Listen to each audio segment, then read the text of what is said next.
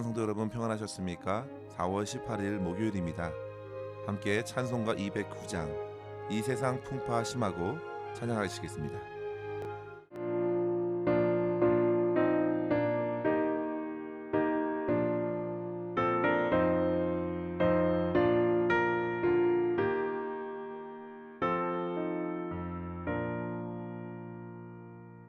이 세상 풍파 심하고 또 환난 지고 많으나 나 편히 쉬게 될 곳은 주의 위하신 주의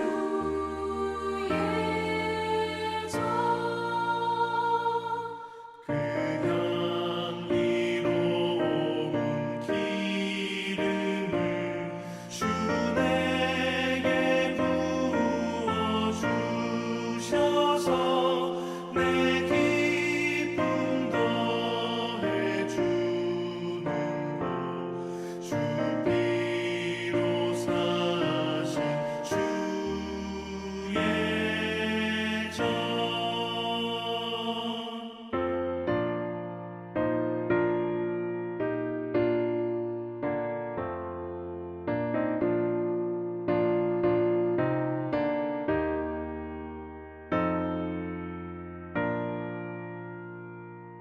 주 믿는 형제 자매들 그 몸은 떠나 있으나 주 앞에 기도드리고 다 함께 모인 주의 전 내 손과 혀가 굳어도 내 몸에 피가 식어도 나 영영 잊지 못할 것 은혜의 보좌 주의 전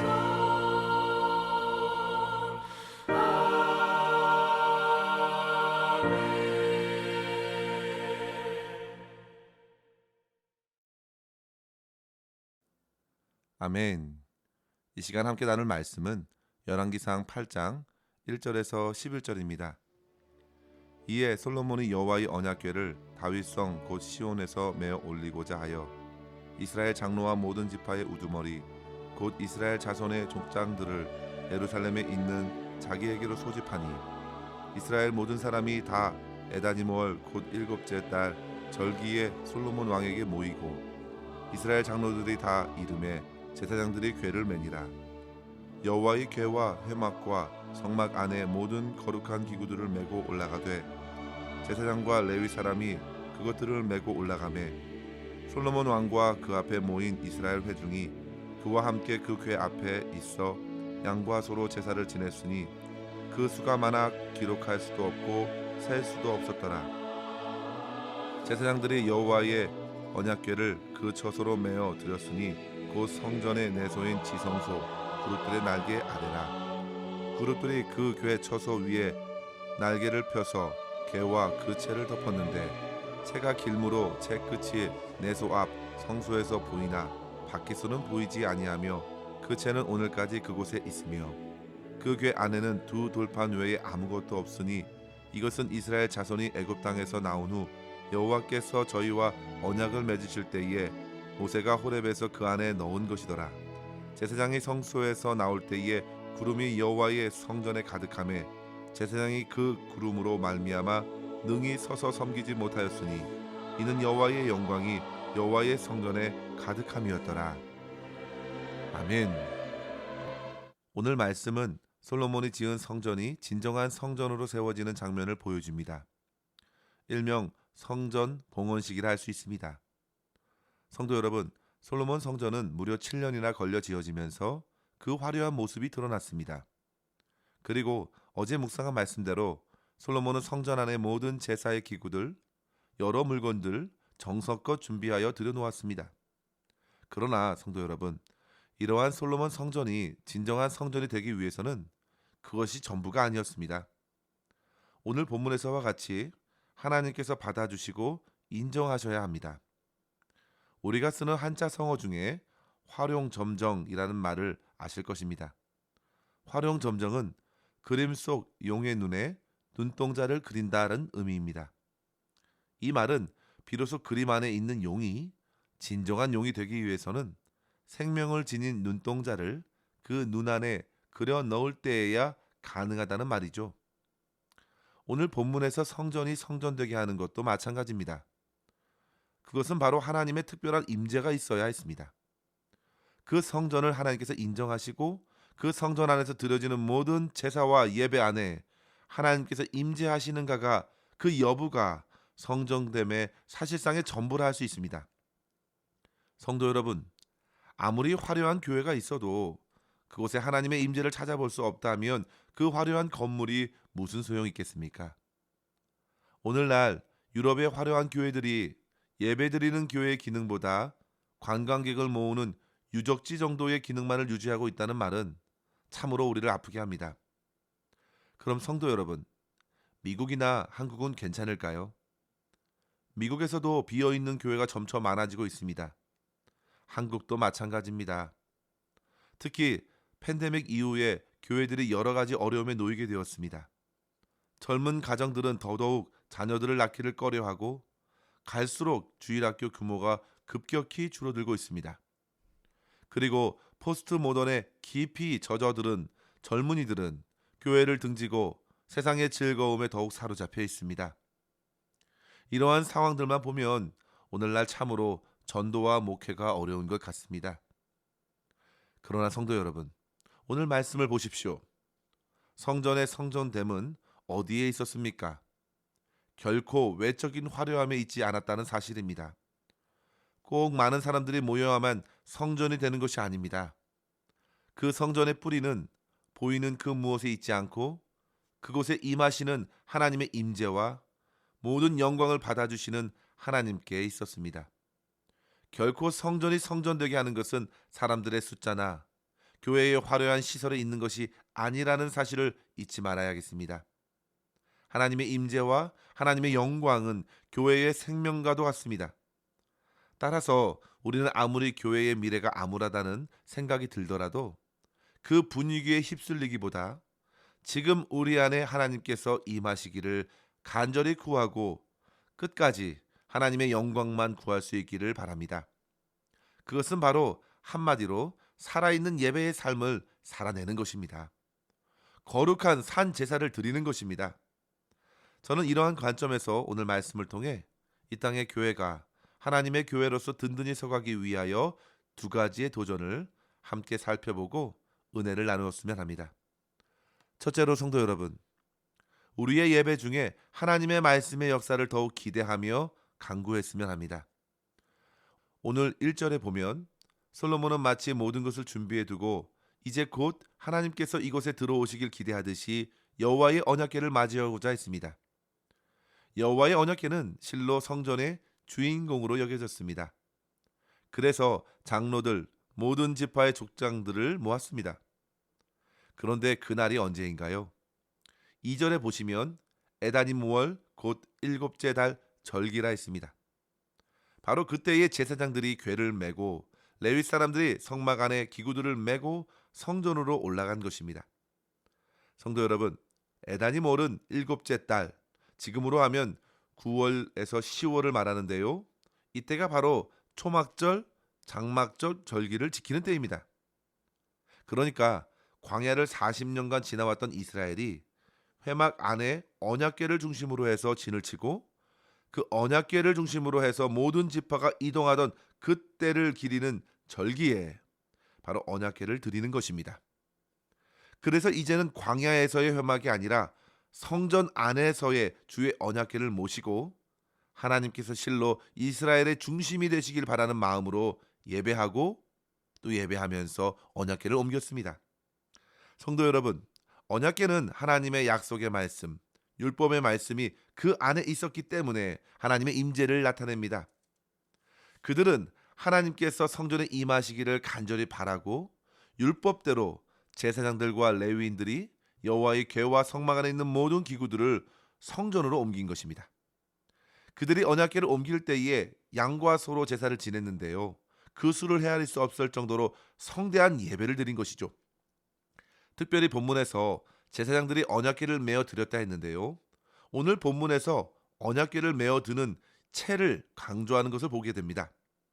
이 말씀은 과거 다윗이 언약궤를 옮기려 했을 때 낙원의 타작마당에서 궤를 옮기던 소가 낚일 때 언약궤를 보호하기 위해 궤에 손을 대었다가 즉사했던 우사를 생각나게 합니다.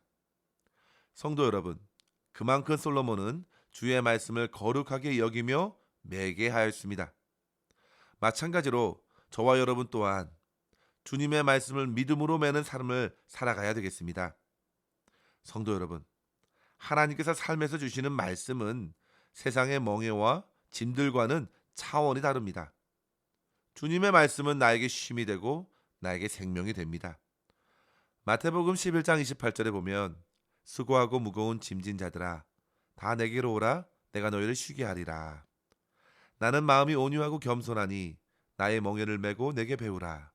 그리하면 너희 마음에 쉼을 얻으리니 했습니다. 세상의 모든 짐을 내려놓고 죄의 짐, 염려의 짐 모두 다 내려놓고 주님께서 주시는 짐을 메고 멍에를 메는 것은 곧 하나님의 말씀을 메고 순종하며 그 말씀이 허락하시는 참 자유와 안식을 누리는 것이죠. 이유는 그 말씀이 곧 생명이기 때문입니다. 말씀을 따라갈 때 비로소 영혼이 살고 영혼의 변화가 일어납니다. 사랑하는 성도 여러분, 교회가 교회되는 것은 하나님께서 일으키시는 말씀의 역사로만 가능합니다. 그 말씀은 그저 의미 없이 허공을 때리는 말씀이나 삶과는 거리가 먼 뜬구름 잡는 말씀이 아닙니다. 그 말씀은 바로 내 삶에 절대적으로 역사하는 말씀이죠. 말씀이 제대로 들려져야 생명의 역사가 일어납니다. 베드로 사도도 베드로전서 1장 23절에 이르길 너희가 거듭난 것은 썩어질 씨로 된 것이 아니요 썩지 아니할 씨로 된 것이니 살아있고 항상 있는 하나님의 말씀으로 되었느니라. 또한 하나님께서 에스겔에게 마른 뼈 환상을 보여주시면서 그에게 물으셨습니다. 에스겔 37장 3절에 보시면 인자야 이 뼈들이 능히 살 수 있겠느냐? 그러자 에스겔이 말합니다. 주 여호와여 주께서 아시나이다. 그러자 하나님께서 그에게 또 말씀하시죠. 너는 그 뼈들에게 대언하여 이르라. 너희 마른 뼈들아 여호와의 말씀을 들을지어다.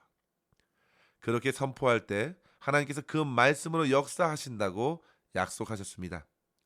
그리고 이어서 하나님의 말씀대로 에스겔이 생기에게도 선포하지요. 생기야 사방에서부터 와서 이 죽음을 당한 자에게 붙어서 살아나게 하라. 그러자 앞서 마른 뼈들에게 살이 붙고 근육이 생겼던 것에 생기가 더해져서 살아 움직이고 결국 큰 군대가 되었습니다.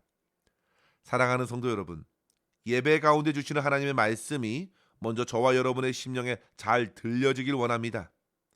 그렇다면 그 말씀은 분명 여러분의 영혼의 가장 은밀한 중심으로 들어갈 것이고 그 마음을 곧 하나님의 지성소로 세워갈 것입니다. 사랑하는 성도 여러분, 히브리서 4장 12절의 말씀처럼 살았고 운동력이 있는 말씀이 저와 여러분의 삶과 인격을 능히 새롭게 변화시키실 줄 믿습니다. 성도 여러분, 주님의 교회 안에서 말씀의 역사를 통해 충만한 하나님의 임재를 누리시고 참된 교회, 참된 성도의 삶을 살아가면서 오늘도 승리할 수 있기를 간절히 바랍니다. 둘째로 성도 여러분, 교회가 교회로 든든히 서기 위해서 반드시 하나님의 영광이 우리 안에 드러나길 기도하십시오. 오늘 말씀에 하나님의 언약궤가 성전으로 옮겨졌을 때 구름이 성전에 가득했습니다. 제사장들이 도저히 서서 섬길 수 없을 정도였습니다. 참으로 신비로운 광경입니다.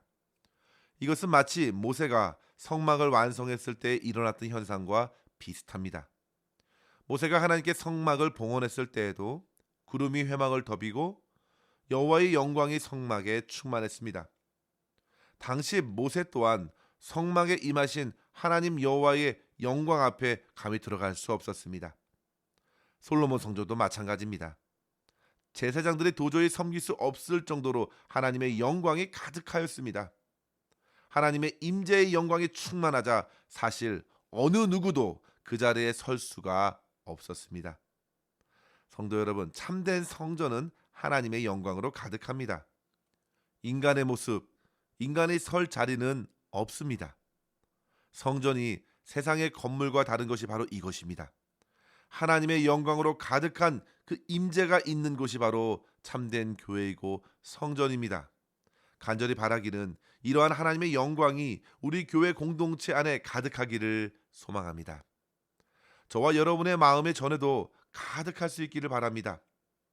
도저히 그 영광을 감당할 수 없을 것입니다. 모세가 40일 동안 하나님의 그 언약의 말씀을 받고 내려올 때에도 그의 얼굴은 자기도 모르게 영광의 빛을 비추고 있었습니다. 그래서 사람들이 말을 하고 나서야 모세도 알게 되었고, 사람들은 그의 얼굴을 수건으로 가려야 했죠. 그만큼 영광은 우리의 요소가 아닙니다. 하나님께서 은혜로서 일으키시는 것이고 하나님의 말씀과 임재를 통해 나타나는 영광입니다. 제자들은 바로 이러한 영광을 예수님께서 변화산에서 영광스러운 모습으로 변화하셨을 때 경험하게 되었습니다. 당시의 세 제자들은 그 주님의 영광에 감격했습니다. 과연 우리 예수님께서 그 영광으로 가득하셨습니다. 요한복음 1장 14절에 보시면 말씀이 육신이 되어 우리 가운데 거하심에 우리가 그의 영광을 보니 아버지 독생자의 영광이요 은혜와 진리가 충만하더라 했습니다. 성도 여러분, 예수 그리스도께서 하나님의 영광의 본체이십니다. 따라서 이 땅에 우리가 참된 교회, 참된 성도로서 든든히 살아갈 수 있는 비결은 오직 예수 그리스도의 영광을 나타내는 데 있다는 사실을 한시도 잊지 말아야겠습니다. 성도 여러분, 모든 일에 그리스도 예수를 높이십시오. 바울은 고린도전서 10장 31절에서 먹든지 마시든지 무엇을 하든지 하나님의 영광을 위해서 하라고 권했습니다. 종교 개혁자들도 그들이 가장 귀하게 여기는 이 말씀을 자주 외쳤다고 합니다. 로마서 11장 36절의 말씀이죠. 만물이 주에게서 나오고 주로 말미암고 주에게로 돌아감이라 그에게 영광이 세세에 있으리로다. 아멘. 사랑하는 성도 여러분, 우리의 교회와 우리의 삶에 오직 그리스도만이 가장 존귀하게 되시기를 구하면서 오늘도 말씀을 겸손히 순종하고 오직 말씀, 오직 예수 그리스도를 따라 승리하는 성도의 삶 넉넉히 살아갈 수 있기를 주의 이름으로 간절히 축원합니다. 기도하겠습니다. 하나님 아버지, 감사합니다. 오늘도 저희를 깨워 생명의 말씀으로 도전하여 주심에 감사합니다. 아버지 하나님, 오직 주님의 충만한 임재 안에 거하는 삶 살게 하여 주시옵소서. 날마다 허락하시는 주의 말씀으로 큰 위로와 힘을 얻게 하여 주시고, 주님의 말씀 안에서 하나님의 뜻을 구하고 하나님의 영광을 구하고 예수 그리스도의 삶을 겸손히 배워가면서 주님의 성품과 주님의 인격을 닮아갈 때 이 어둡고 혼택한 세상에 주 예수 그리스도의 향기를 뿜어내며 주님께 큰 영광 돌릴 수 있는 저희들의 삶 되게 하여 주시옵소서. 오늘도 우리의 모든 삶을 주님의 손에 의탁하옵고 감사드리며 우리 구주 예수님의 이름으로 간절히 기도하옵나이다. 아멘. 사랑하는 성도 여러분, 오늘도 주님과 함께 승리하시길 바랍니다. 감사합니다.